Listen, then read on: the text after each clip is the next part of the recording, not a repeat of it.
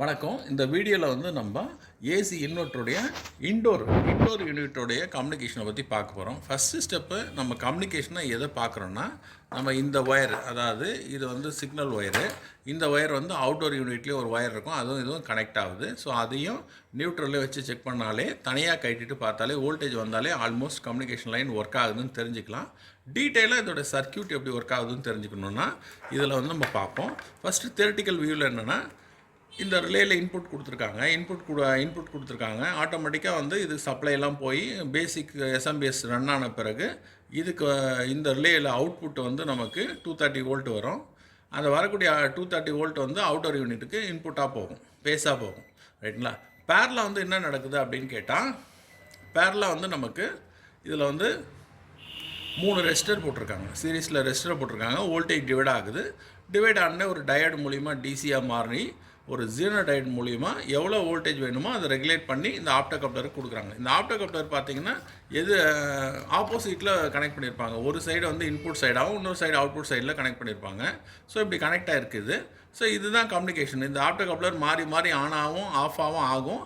அதை வச்சு நம்ம தெரிஞ்சுக்கலாம் இது ஒர்க் ஆகுதுன்றதை தெரிஞ்சுக்கலாம். சரிங்களா? அதுக்கப்புறம் வந்து வெளியிலேருந்து வரக்கூடிய லைன் இதை வந்து லைவில் நான் வோல்டேஜ் செக் பண்ணலாம் இப்போ.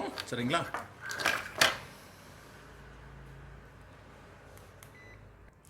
இப்போ போர்டு ஆன் ஆகிடுச்சு. இது கொஞ்ச நேரம் ஆனால் ஆஃப் ஆகிடும். நான் அதனால் என்ன பண்ணிடுறேன், டிஸ்பிளேயோட ஆன் பண்ணிடுறேன் இதை கம்ப்ளீட்டாக.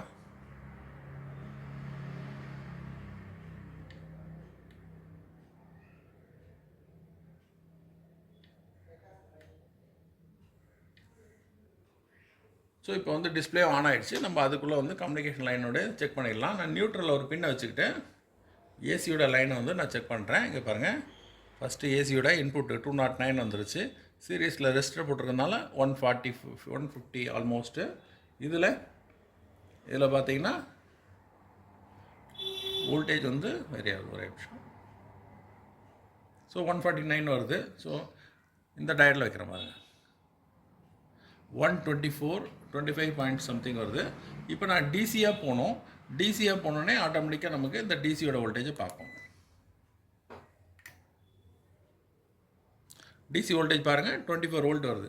இந்த 24 வோல்ட் வந்து நமக்கு ஆப்டோ கப்ளருடைய பின்னுக்கு வருது. எத்தனாவது பின்னுக்கு வருதுன்னா 4வது பின்னுக்கு வருது. 4வது பின்னுக்கு வருது. இந்த ஆப்டோ கப்ளர் வந்து இந்த போர்டோடைய இது அவுட்டர் வெளியில் வரக்கூடியது. அதனால் அது முதலே ஆன் பண்ணிடுச்சு. அப்புறம் 3வது பின்னுக்கும் இந்த வோல்டேஜ் வருது, 24 வோல்ட் வருது. அதே போல் இன்னொரு ஆப்டோ கப்ளர், அதாவது வெளியிலேருந்து வர சிக்னலுக்கு அதுக்கும் 24 வோல்ட் பாஸ் ஆகிடுச்சு. அப்போ இதிலே என்ன தெரியுதுன்னா, இந்த மைக்ரோ கண்ட்ரோலர் இந்த ஆப்டோ கப்ளரை ஆன் பண்ணிடுச்சுன்றது தெரியுது. சிம்பிளாக போயிட்டு இந்த ஒயரில் வச்சு நான் பார்க்குறேன் பாருங்களேன். சிக்னல் ஒயரில் இங்கே போய் பார்த்தாலே பாருங்கள், இங்கே போய் பார்த்தாலே இதோடைய கம்யூனிகேஷன் கரெக்டாக இருக்குன்னு தெரிஞ்சுக்கலாம். ஸோ இதுவே நமக்கு கிளியர் ஆகிடுச்சு. சரி, ஃபேஸ் போயிட்டு வந்துருச்சு. அடுத்தது வந்து நியூட்ரல் செக் பண்ணணும். நியூட்ரல் செக் பண்ணோன்னா அப்படியே நான் ஃபேஸில் இங்கே வச்சுக்கிட்டு நியூட்ரல் பார்க்குறேன். இங்கே வந்து 2 டயர்டு போட்டிருக்காங்க. அதில் வந்து ஒரு டயர்டு டிசியோட டயர்டு இது.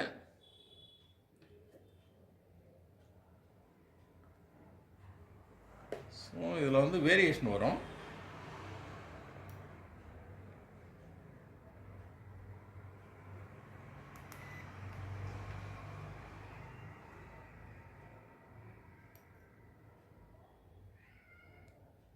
ஸோ வோல்டேஜ் வந்து வேரி ஆகும்.